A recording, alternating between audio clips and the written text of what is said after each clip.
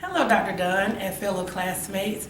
Today, I would like to take an opportunity to give you a little information about the case study that I am working on for my final project. And my case study is called The Value of Empowerment and Delegation in the Workplace. So the first thing I think it's important for me to point out the meaning of empowerment. So what does empowerment mean? Empowerment is having the ability to make choices or decisions without permission, as long as it's a beneficial choice. It doesn't have to be anything big or anything major, but just for people to have the ability to make the decision on something that may impact a member or the organization and not be reprimanded for it. So first we want to look at, why do employees not feel empowered? For some organizations such as mine, the employees have specific processes that they need to follow. So when you think about the processes, and for associates who are in an environment that are more production based, sometimes associates have a specific process that they need to follow, and they have a quality score that they receive. And if they do not follow the process to the T, there's an opportunity that there may be scored down on that specific item. That is why they like to follow the process and not go above and beyond to maybe impact the member or make the member have a perfect experience. Another reason is sometimes they feel uncompensated. If they go above and beyond. Some people may think, well, what am I going to receive by going above and beyond? Or you don't pay me enough to go above and beyond. So sometimes, if they have that little bit that will allow them to go the extra mile and feel like they're appreciated, they would take that extra step. And for me, one of the main reasons that I see within my employer why associates don't go above and beyond is the fear of the unknown. If they step outside of the box and it's wrong, will I lose my job? Or will I get written up? They don't want that on their employee record, especially with a company that has so many opportunities to advance to different areas within the company. So a lot of times that fear of what will happen if I go above and beyond, but it's wrong, or what will happen if I go above and beyond, and sometimes you still get reprimanded because you didn't follow the process. So now I want to talk to you a little bit about the benefits of empowerment. Empowerment builds your relationship with your employees and let them know that you trust them to make the best decision for the company. It also broadens the skill set as they become more marketable to other areas.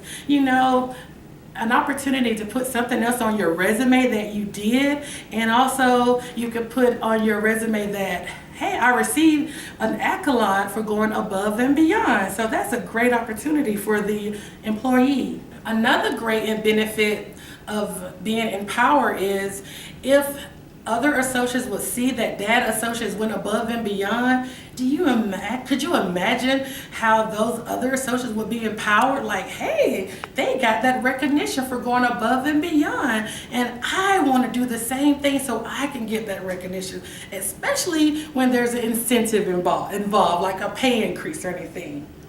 So as we talk about empowerment, and leaders must be empowered as well. And I want to talk about leaders being empowered to delegate. That's the other part of my paper. We're talking about delegation. So leaders must be empowered to delegate some of their work. And first I want to talk about what delegation means. Delegation of authority is a process in which the authority and power are divided and shared among the subordinates. So leaders should have the same empowerment to trust their subordinates to handle the entire task, but provide all the necessary tools needed to make sure the job is done correctly, especially since it's going to be a representation of themselves and the person that is handling the work.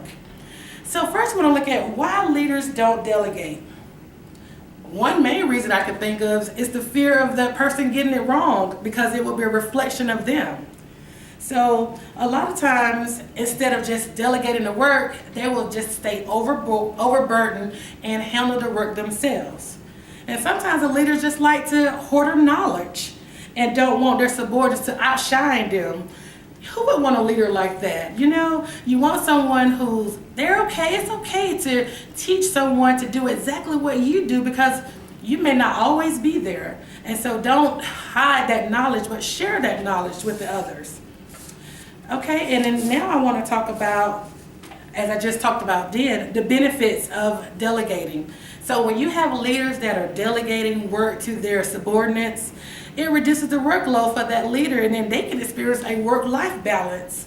You know, you have many leaders who work many late hours where they don't have time to go and spend time with their family because work is overloaded. So when you delegate some different tasks to your subordinates, you have that time to give back to your family, to go and attend one of your kids' game or go and just hang out with friends.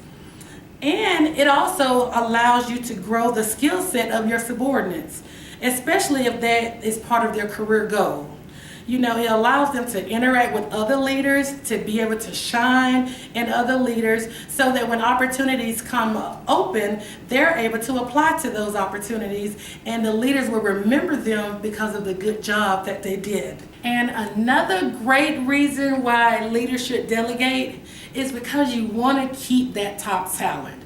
When you have associates knowing that you're invested in them and that you have what word am I looking for? You have a invested interest in their career goals, then they are willing to stay and to work for you to help them get to that next level.